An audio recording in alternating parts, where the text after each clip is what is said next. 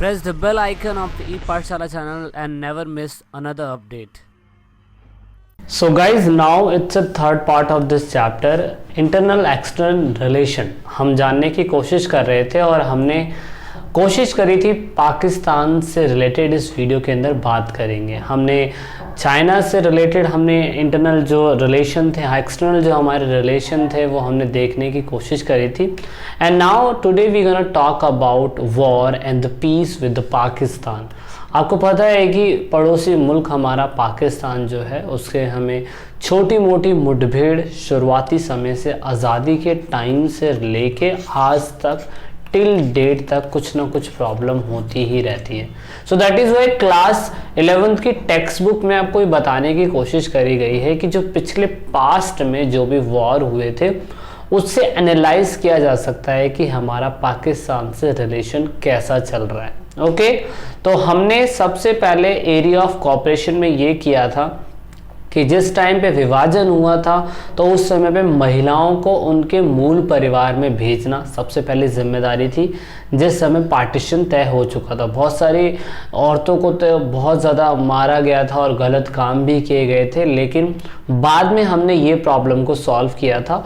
दूसरी, हमने सबसे पहले रिवर डिस्प्यूट जो भारत और पाकिस्तान के बीच में चल रहा था उसको इंडस वाटर ट्रीटी के तहत हमने उस डिस्प्यूट को ठीक करने की कोशिश करी। लेकिन फिर भी पड़ोसी देशों के साथ संघर्ष हमारा आज से नहीं है, 1947 की आज़ादी के बाद से। तो इसीलिए इस वीडियो के अंदर आज से 1947 से जितने वॉर भारत के साथ पाकिस्तान के हुए हैं वो कौन कौन से थे, जिससे हमारा कहीं ना कहीं एक्सटर्नल रिलेशन समझने आपको मिलेगा। तो 1947 के बाद से ही जब देश आज़ाद हुआ था तो कश्मीर का बहुत बड़ा इशू जो था वो होता रहा।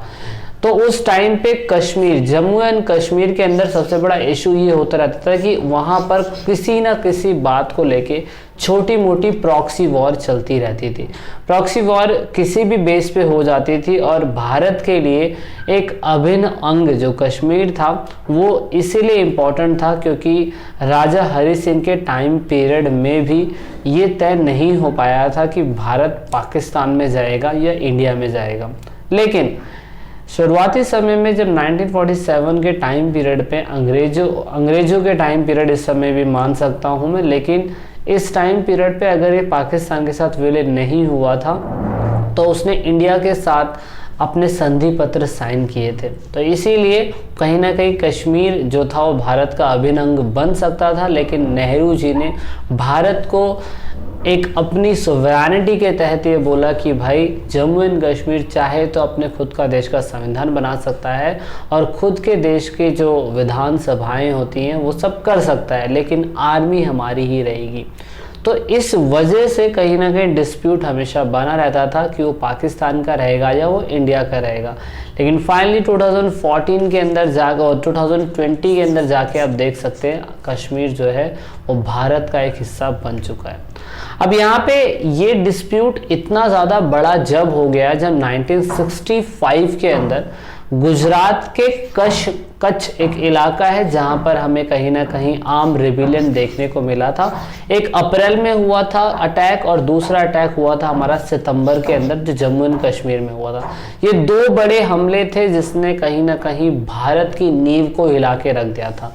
आपको लगता था कि 1964 के अंदर जब नेहरू जी की डेथ हो गई थी तो पाकिस्तान के लोगों को लगता था कि 1962 के युद्ध के बाद भारत की स्थिति काफ़ी ज़्यादा कमज़ोर हो चुकी होगी, क्योंकि उन्हें लगता था कि नेहरू जी की डेथ हो गई है और नेहरू की डेथ के बाद उनकी इकोनॉमिक अर्थव्यवस्था तो खराब ही है, साथ में उनकी जो मिलिट्री चीज़ें थी वो भी खराब हो गई थी। लेकिन यहाँ पे दिक्कत जो थी पाकिस्तान की वो यही थी कि वो गलत सोच रहा था। क्यों? क्योंकि 1965 के अंदर हमारे सबसे बड़े और सबसे अच्छे प्रधानमंत्री जो थे वो लाल बहादुर शास्त्री जी को अपॉइंट किया गया था एज अ पीएम। आपको याद होगा 1964 के डेथ के बाद उन्हें अपॉइंट करा गया था और उन्होंने एक नारा लगाया था, जय जवान और जय किसान। इसका मतलब यही था कि उन्होंने दो चीज पे पूरी तरीके से पॉलिसी बनाने की कोशिश करी। उन्होंने कहा किसानों को अच्छी व्यवस्था दी जाएगी, that is why green revolution आया उनके टाइम पीरियड में। और जय जवान का मतलब था कि जवानों को इतना स्ट्रॉन्ग किया जाएगा, चाहे इक्विपमेंट की बात हो, चाहे ट्रेनिंग की बात हो, किसी भी चीज को लेके हो, सीमाओं की रक्षा करना कर्तव्य भारत के प्रधानमंत्री और डिफेंस मिनिस्टर का होगा। वीके कृष्णन मेनन ने तो आपको पता है कि इस्तीफा दे दिया था, नए दूसरे डिफेंस मिनिस्टर आए और 1964 के बाद भारत के अंदर बहुत सारी फॉरेन पॉलिसीज में बदलाव आया। फॉरेन पॉलिसीज में बदलाव आने की वजह से हमने क्या करा, हमने काउंटर ऑफेंसिव लिया और फाइनली इंडियन आर्मी ने पंजाब बॉर्डर के अंदर से एंट्री मारते हुए हमने गुजरात और साथ में जम्मू कश्मीर दोनों की प्रोटेक्शन करने के लिए हमने जवाबी हमले में पंजाबी सीमाओं के बॉर्डर खोले और वहां से अटैक करने के बाद हमने कुछ ही समय के बाद हम लाहौर तक अपनी सेना लेके पहुंच गए थे। मे बी शायद से अगर 1965 के अंदर ये वॉर थोड़ी दिनों और चलता तो शायद से पाकिस्तान के बहुत बड़े हिस्से को इंडियन आर्मी कब्जा सकती थी, लेकिन 1965 के अंदर ये जवाबी हमला लाल बहादुर शास्त्री ने दिया था, वो इतिहास का एक टर्निंग पॉइंट रहेगा कि 1962 के युद्ध के बाद भी 1965 के अंदर युद्ध में हम जीत गए। तो आप इससे फॉरेन पॉलिसी का अंदाजा लगा सकते हैं। आप देख सकते हैं कि लाल बहादुर शास्त्री की फॉरेन पॉलिसी कितनी ज्यादा कमाल की होगी। दैट इज वाई 1965 का वो युद्ध जीत गए। और यहाँ पे 1965 के युद्ध के अंदर दूसरी कंट्रियों ने हमारे इसमें इंटरफेरेंस दिखाने की कोशिश करी।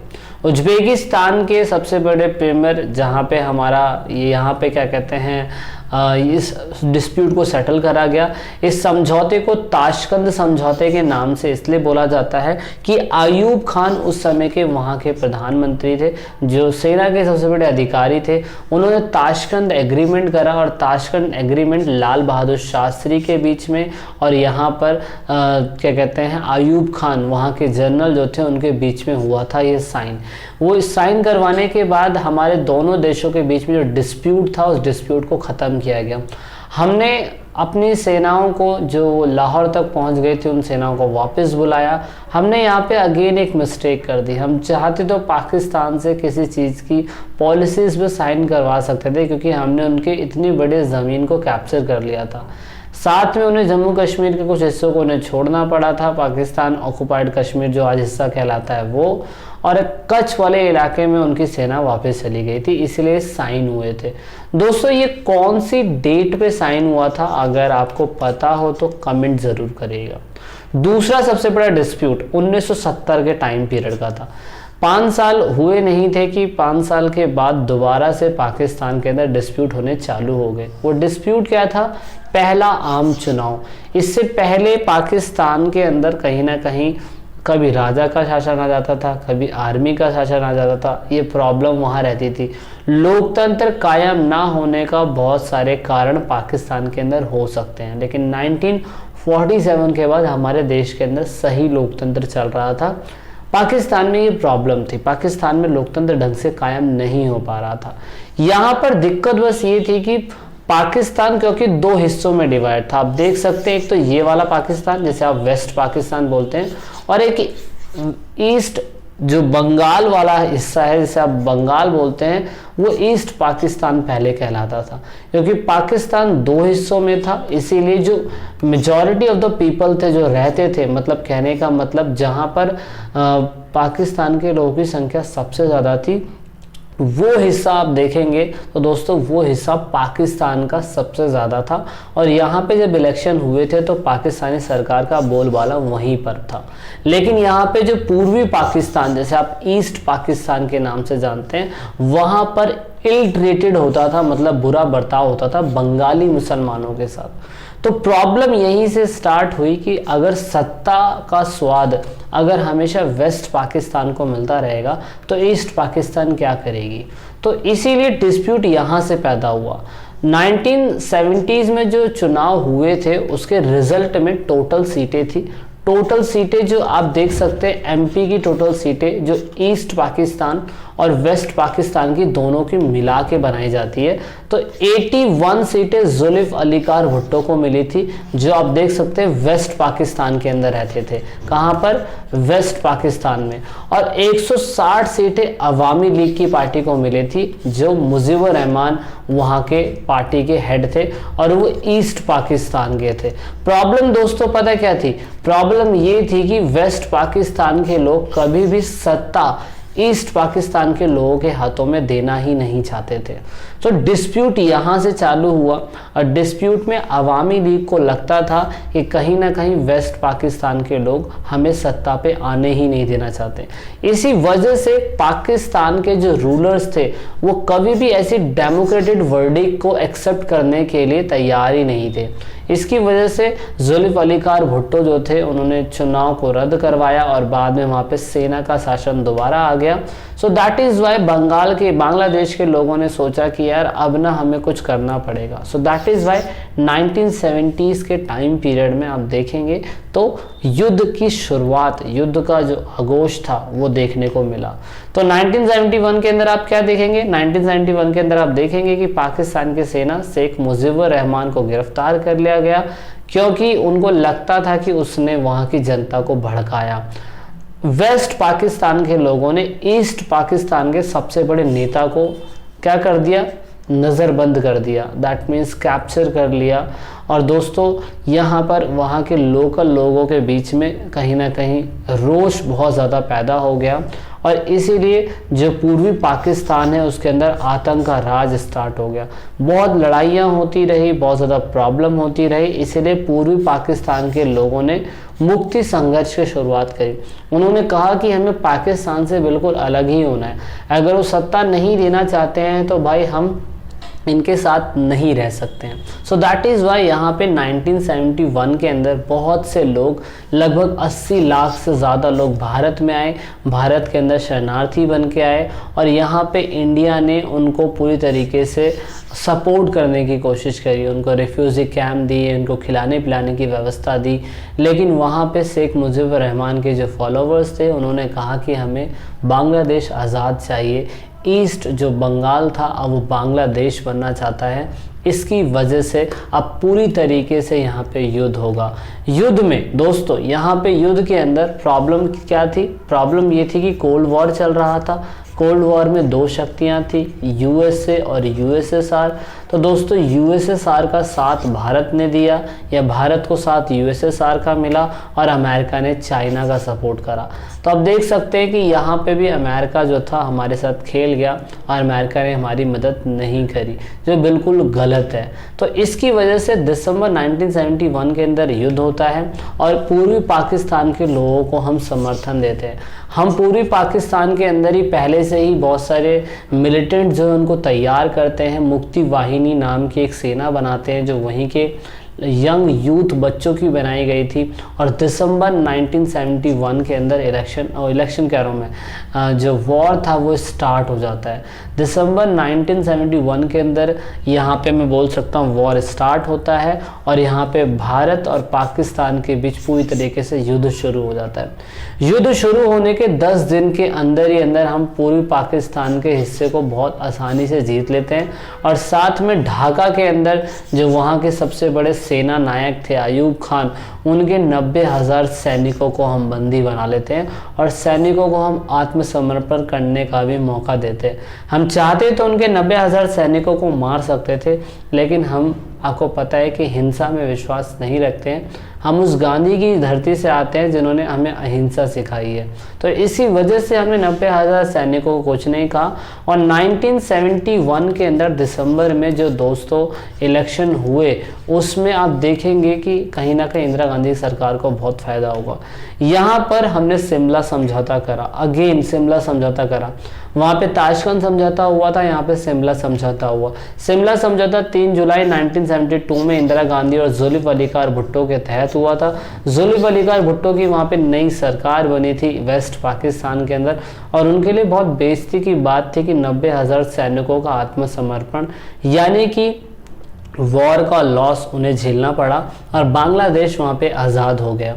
यहाँ से युद्ध के परिणाम में फ़ायदा हमें ये हुआ कि हमारी जो नेशनल प्राइड थी वो बहुत ज़्यादा बढ़ी और पूरे वर्ल्ड के अंदर भारत का नाम हुआ।